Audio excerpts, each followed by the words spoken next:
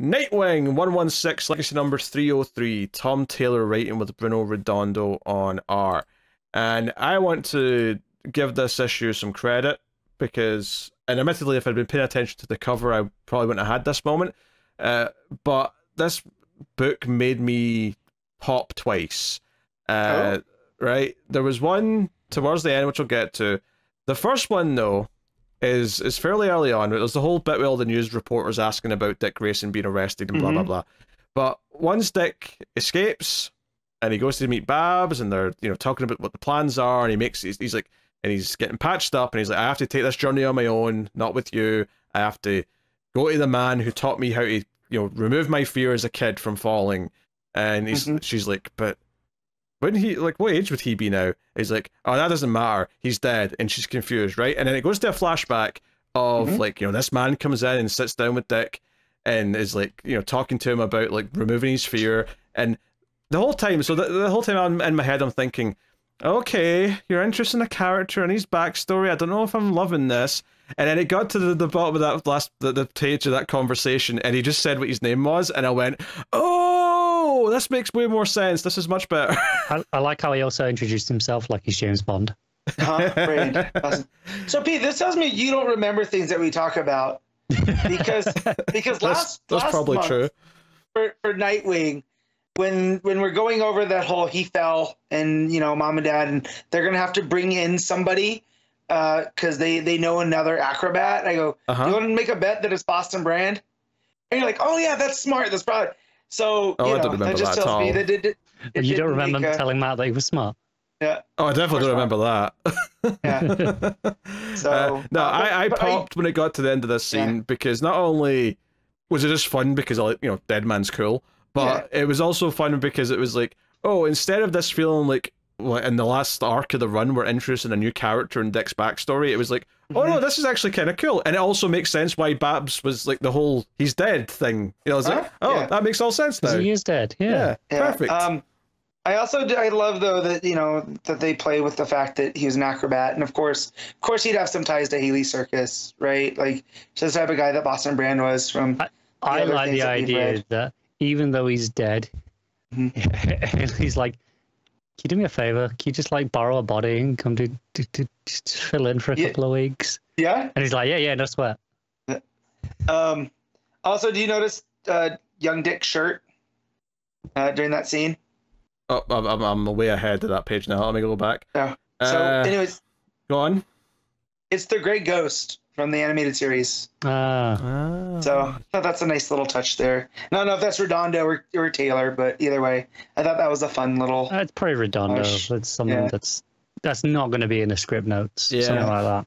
So Dick goes on his journey, but with obviously a tease back at the start of the arc where he gets a boat with B, and then he takes a train, and he eventually goes up to Nana Parbat, and that's where Boston Brand is. And bit of comedy here. I did get a good laugh out of this, where he's like, but you're supposed to collapse and then wake up looking at me and thinking, am I dead? And he's like, I do a lot of cardio. I'm sorry I didn't collapse. Okay, can we move on with this? I came prepared for the journey, and I do a lot of cardio. That's real good. I got a chuckle out of me. So obviously there's a lot of big stuff here with Heartless actually still claiming he's Dick Grayson now, right? He's really sort of hammering that home to the public and putting out this video saying that all the superheroes, the Titans specifically, have to leave Bloodhaven, and that he's got people, infiltrated out of the police, he's got supporters in every part of the infrastructure and all the rest of it. Although he does invite Nightwing to stay, which is interesting, because obviously he knows Nightwing is Dick Grayson, but he's claiming to be Dick Grayson, so there's some levels to that, which is kind of interesting. But he also knows that Nightwing is broken. Yeah, that's also true. Yeah. So he thinks he's got an easy win here. But the other time I popped though was for the ending, which is so Bloodhaven, of course, is in dire straits, and the only superhero that's allowed to be in Bloodhaven is Nightwing. The solution to this is we go to Babs and Bruce, right? Babs and Batman, and Batman's like, Dick's done this for me multiple times. Bloodhaven needs its hero. Final page is Bruce as Nightwing. You know how we were talking about how the absolute Batman is a chunky boy? Oh yeah, he looks chunky. Bruce in this outfit is pretty chunky. But I hate how much I love this page. It's so good. It's yes, go on. Have you seen Redondo? He did the back. He did the reverse as like a joke, like a little sketch of how Bruce has to wear the suit because it's too small. It's very funny. Well, I saw one where he's dressed as Robin. Is that what you're talking about? Well, there was that he did. Maybe I'm confusing them because maybe he did that one.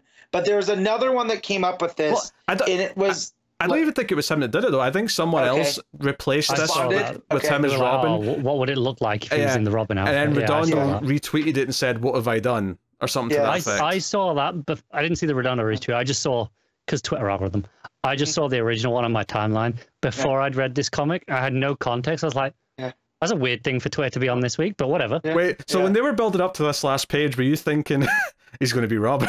I'd forgotten. I'd forgotten I'd seen that by the time I was reading it. It was only after I got to the end I was like, that explains the Twitter. This was good. I mean, obviously, the implications of this are interesting because Heartless knows that, like, he'll know this isn't Dick. Like, he'll be able to tell now that he knows Dick's Nightwing. So that'll be interesting to see. But it's like, will Heartless tip his hand? Right? You can't call him out because then he's admitting that he knows. Right. Yep. That was the other thing that made me pop, actually, now I'm thinking about it, is when Dick's talking to Babs, and Babs is like, hey, we might have to, one of the ways we can clear your name is to kind of admit that you're Nightwing, is to let the city know. And he basically says, no, we can't do that because I'm too connected to everyone else in the Bat family, so no, like, that's just a bad idea. And then Babs is like, no, Bruce is the first one that suggested it. And Cass, Steph, Jason, basically Tim, everyone who cares, everyone who's relevant has okayed it. Yeah, I bet Duke Thomas hasn't. No one asked him. And probably. Jason was like, absolute. Yeah, Jason. Did they mention Jason? Yeah, she said even Jason. I think was the last name she said. I bet you Jason was a holdout, and they had to convince him. He's like, oh, fine. But it's just that thing of the heart of, like, you know, everyone loving Dick, everyone caring about Dick, is like everyone's like we don't care if this leads to the entire secret identity collapse of the entire Bat family, we're in. So I think that's really sweet. Like, everyone's showing up to it. It was kind of like in that earlier arc when the Titans showed up to, like, save him when he was being assassinated or whatever. This feels like that again a little bit, where it's kind of heartfelt. It feels nice that everyone cares about him so much that they're going to put their necks out for him. So and then on a writing perspective too, from Taylor, is the beginning is a nice kind of recap of what had gone on, since this run has gone on for a while. Them recapping some of the things that had happened in order, you know, and how it's all been part of Heartless's plan to discredit Dick Grayson. I thought that was a real nice touch, you know, to kind of remind us of all these little things. Yeah, especially since how they were using some of the things to make him look really bad. Like, the mayor's actually his sister, so she's helping him with all this, like, shady stuff. That's, we're doing all this for charity, but it's actually a front for, you know, whatever Blockbuster else. Ends up dead, yet Blockbuster ends up, you know, his money ends up going to the, you know, Pennyworth Foundation. Oh, that's suspect. Very shady. You know, and then the reporter that reported that is the one that ends up dead on the rooftop with him. You know, look at this man. So I thought all that stuff was very well handled. Yeah. And then you got the fun, just from an art perspective, the montage of Dick traveling, where, you know, him and Haley on the train and whatnot, and all the climbing. And it also showed how much this arc has gone in time, because Haley's gone from a puppy to essentially a full-grown dog too. So I like that as well. Yeah. So yeah, the Titans do actually leave town. You know, and they're told, you know, Batman's like, hey, make sure they do it publicly, like, make sure they're seen leaving. Which so they do, you know. And they boom tube out. Yeah. So no, I love this issue. I think this issue is the best of this arc so far. I think they've been progressively getting better since the start of this arc. Not that the first one was bad in any way, but yeah, there was some pacing issues perhaps in one or two of the early issues, and then this, I felt like. I think this nailed everything. It built up to a perfect ending. It had heartfelt moments. It had fun moments. You know, Dick putting on that outfit at the end's pretty fun. Heartless feels like a big threat and feels like he's really firing all cylinders as an evil villain mastermind. So, yeah. And now he's actively saying, hey, we're going to take over the city. I'm Dick Grayson, by the way, and we're going to cut out your hearts. So, yeah. There's only 2 issues left? Or is it 3? No. 2. It's got to be 2. Yeah. Oh, give me. I think 119 was the solicits. Yeah, so. August and September. There's just two left. Yeah. Yeah. Mm-hmm. No, it's going too fast. There's not like an annual or anything that we can get a little bit extra, is there? I don't think so. I don't remember being any, but I don't remember there being any solicited. So there's one for Detective. I remember that there being like an extra thing for Ram V's Detective run, but I don't know for Nightwing. Yeah, we're almost at the end of the run. But been a couple of years at least, right?